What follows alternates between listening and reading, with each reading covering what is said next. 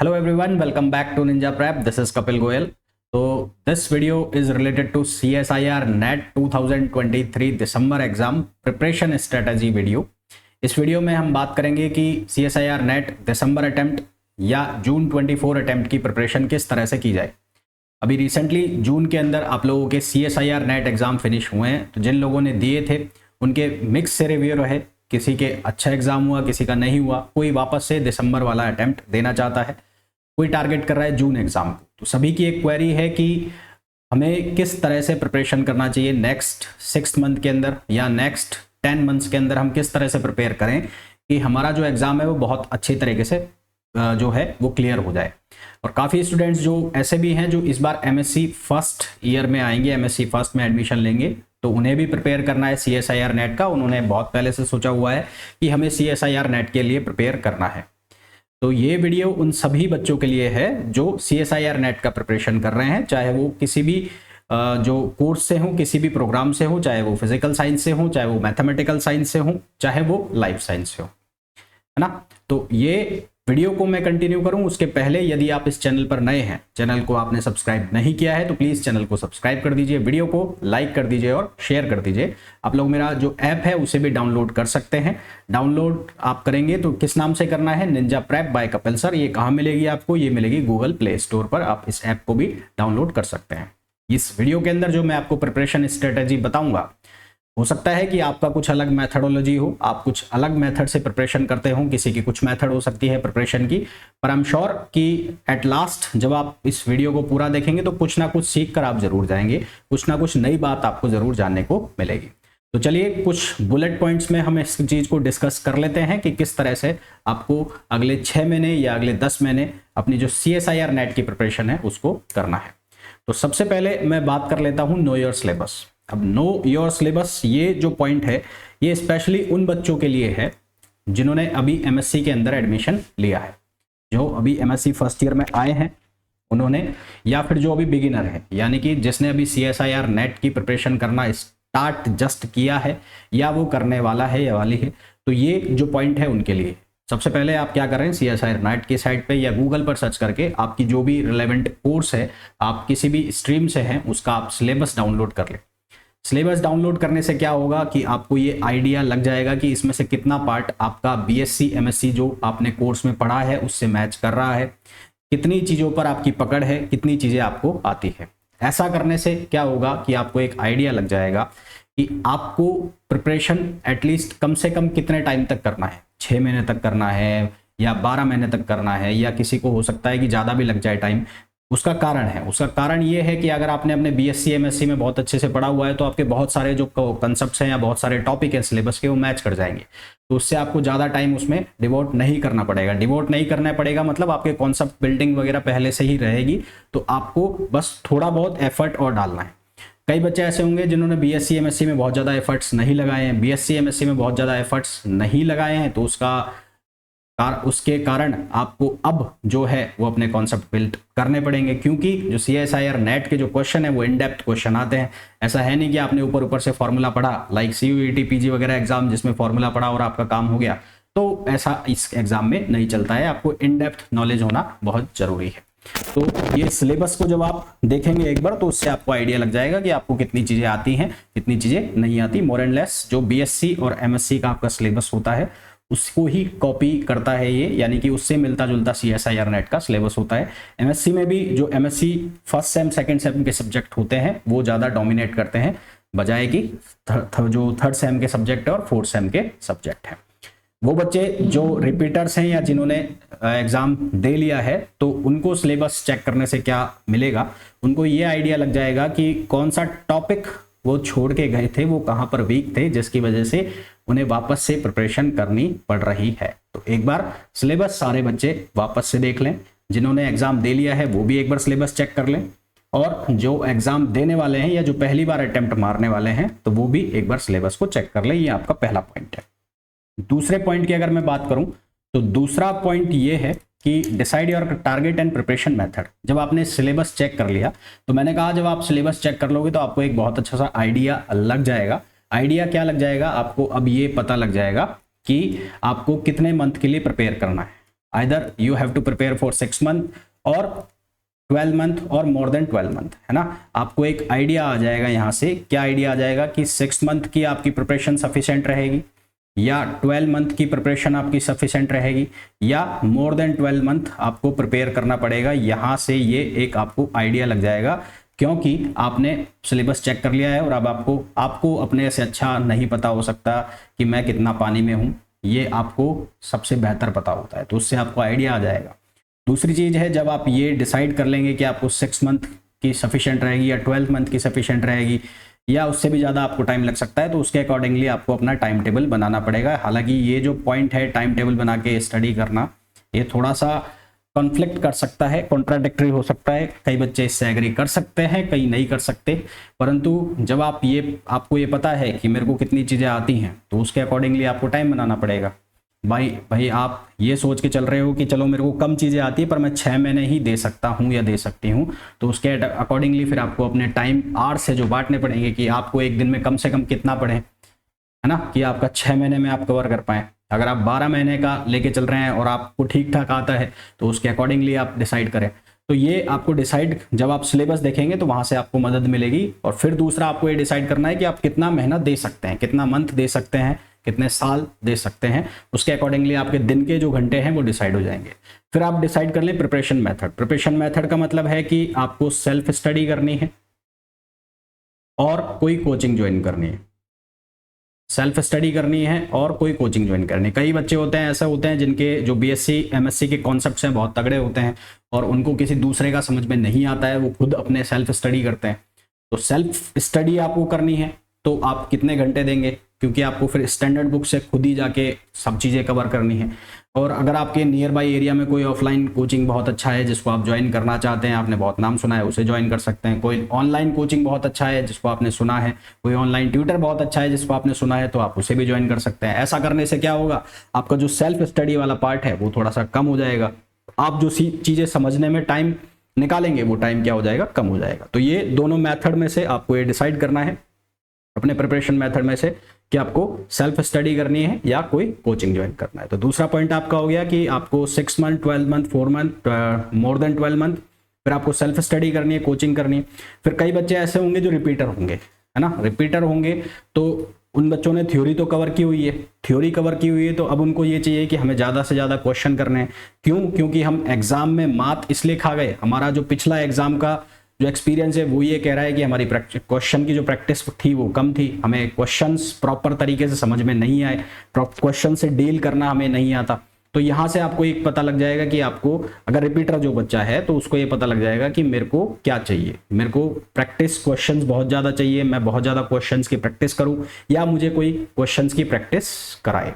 तो ये आइडिया आपको एक लेना है, आ जाएगा। कब आएगा? जब आप सिलेबस को देखेंगे। सिलेबस को देख के फिर आप ये डिसाइड कर लेना कि 6 महीने 12 महीने कब तक मेरे को प्रिपरेशन करनी है। थर्ड पॉइंट की अगर हम बात करें, यूज स्टैंडर्ड बुक। अब चाहे आप बिगिनर हो और चाहे आप रिपीटर हो, आपको बुक जो यूज करनी है वो स्टैंडर्ड बुक ही यूज करनी है, ठीक है। अब जब आप सेल्फ प्रिपरेशन कर रहे हो तो उस केस में तो आपको लेनी ही लेनी है। अब कई बच्चों को ये क्वेरी आएगी कि सर बुक्स कौन सी लेनी चाहिए, तो इसके ऊपर मैं एक सेपरेट वीडियो बना दूंगा कि कौन कौन सी स्टैंडर्ड बुक्स हैं जो आपको यूज करनी चाहिए, चाहे आप फिजिक्स से हो, चाहे मैथमेटिक्स से हो, चाहे आप लाइफ साइंस से हो। तो स्टैंडर्ड बुक्स से आपको प्रिपरेशन करनी है। और कोचिंग जो बच्चा कर रहा है उसे भी स्टैंडर्ड बुक्स ही लेनी है। कोचिंग जो बच्चा जो कर रहा है उसे भी स्टैंडर्ड बुक्स ही लेनी है। उसे भी स्टैंडर्ड बुक क्यों लेनी है? बच्चों का सवाल होगा कि सर हम तो कोचिंग कर रहे हैं, हमारे सर पढ़ाएंगे कोचिंग वाले, तो हम क्यों लें? देखो ऐसा होता है कि जब आपको कोचिंग में पढ़ाया जाता है, जब आपकी बुक्स की जो लैंग्वेज है वो बेसिकली टफ होती है, बड़ी कॉम्प्लेक्स सी लैंग्वेज होती है और वो आपको समझ में नहीं आती, इसलिए आप कोचिंग में जाते हैं। कोचिंग में क्या होता है, या जब जहाँ पे भी आप पढ़ते हैं, होता क्या है, एक कॉम्प्लेक्स चीज़ को एक सरल भाषा में आपको समझाया जाता है। जब आपको वो ईजी लैंग्वेज में वो चीज़ बताई जाती है तो आप उसको ग्रैस्प भी कर लेते हैं, यानी कि आपको ईजिली समझ में आ जाती है, आप वहाँ पर क्वेश्चन कर भी लेते हैं। परंतु जो एग्जाम में क्वेश्चन की लैंग्वेज है, क्वेश्चन की जो लैंग्वेज एग्जाम में आ रही है, उस लैंग्वेज को समझने के लिए आपको स्टैंडर्ड बुक से गो थ्रू होना जरूरी है। स्टैंडर्ड बुक में वो क्वेश्चंस किस तरह से लिखे हुए हैं इनसे गो थ्रू होना जरूरी है, क्योंकि कोचिंग में जो क्वेश्चंस आते हैं या जो क्वेश्चंस आपको कराए जाते हैं उसमें क्या होता है, टीचर आपको क्वेश्चन इंटरप्रिटेट कर देता है, आपको क्वेश्चन समझा देता है कि इस क्वेश्चन में ये लिखा हुआ है, इस क्वेश्चन का को में आपको ये आंसर निकालना है। तो जब आपको टीचर ने मेन चीजें बता दी कि करना क्या है, क्या दिया है, तो आप उस क्वेश्चन को कर लेते हैं। वेदर इन स्टैंडर्ड बुक में वो क्वेश्चन जो है वो स्टैंडर्ड लैंग्वेज में लिखा होता है, जो कि एग्जैक्टली एग्जाम में आता है। अब बच्चों के साथ प्रॉब्लम क्या होती है, वो कोचिंग का जो मटेरियल है, कोचिंग की शीट है, या जो टीचर क्लास में क्वेश्चन करा रहा है, वो वहां तक तो उसने कर लिए, परंतु जैसे ही वो एग्जाम में क्वेश्चन देखता है वो स्टैंडर्ड बुक वाले या स्टैंडर्ड लैंग्वेज वाले, तो खेल खत्म हो जाता है। क्यों? क्योंकि कभी उसने उस लैंग्वेज को प्रैक्टिस नहीं किया जो कि उस स्टैंडर्ड बुक में लिखी हुई थी, जो पेपर की लैंग्वेज होती है। तो इसलिए चाहे आप कोचिंग में हो, चाहे आप सेल्फ प्रिपरेशन कर रहे हो, आपको स्टैंडर्ड बुक यूज करना जरूरी है। वो एटलीस्ट कोचिंग वालों को क्वेश्चंस के लिए स्टैंडर्ड बुक का देखना जरूरी है कि स्टैंडर्ड बुक्स के अंदर वो क्वेश्चंस किस तरह से लिखे हुए हैं। सेल्फ प्रिपरेशन वाला तो पूरी पढ़ेगा, तो उसको कोई दिक्कत है नहीं।